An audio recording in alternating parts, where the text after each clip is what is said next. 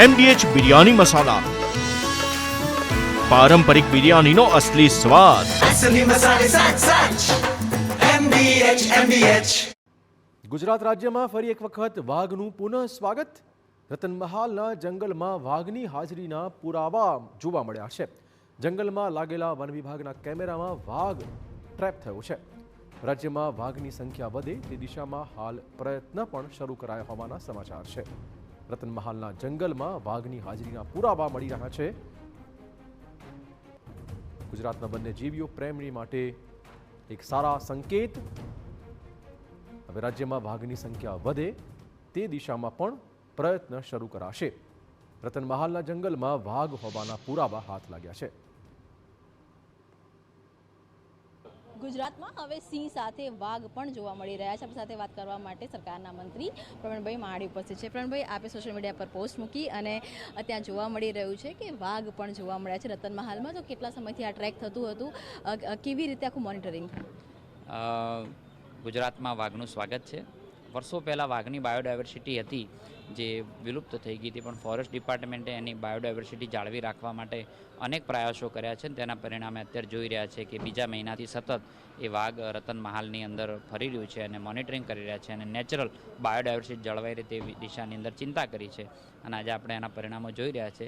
ખૂબ લાંબા સમયથી અહીંયા વાઘ રહી રહ્યું છે.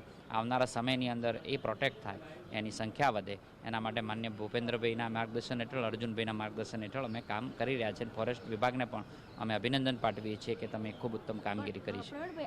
આ એકચ્યુઅલી ઘણી વખત થતું હોય છે કે જ્યાં વન્યજીવો હોય છે એ ફરતા ફરતા આવી જતા હોય છે, પરંતુ જ્યાં સુધી સિંહોની વાત છે તો એમને પણ ટેરિટરીને લઈને ઘણી ઇનફાઇટ થતી હોય છે. અને જ્યાં એક જ જગ્યા પર સિંહ અને વાઘ હોય તો એ જગ્યા પર ઇનફાઇટના પણ ઘણા વિષયો થતા હોય છે. ત્યારે ફોરેસ્ટ વિભાગ આ બાબતે કેવી રીતે સમય સૂચકતા રાખશે, કયા કયા પગલાં લેવામાં આવશે?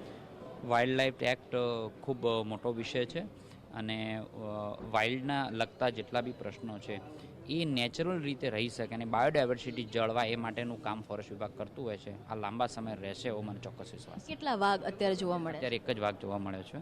સર્વાઈવ થઈ જશે એવું લાગે છે?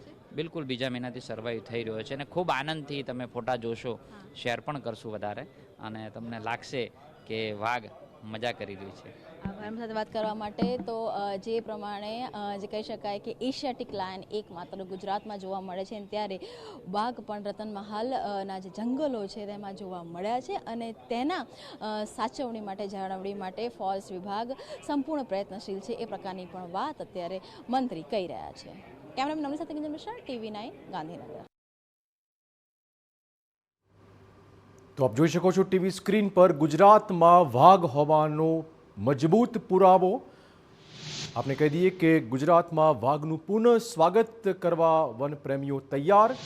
અને રતનમહાલના જંગલમાં વાઘ આરામ ફરમાવતો જોવા મળ્યો છે. પાણીના એક કુંડમાં આરામથી તે બેસીને સમય ગુજારી રહ્યો છે. વાઘની હાજરીના પુરાવા ગુજરાતમાંથી હાથ લાગ્યા છે. ગુજરાતમાં ફરીવાર વાઘ જોવા મળતા સરકારમાં, વન વિભાગના અને વન્યજીવી પ્રેમીઓમાં ખુશીનો માહોલ છે.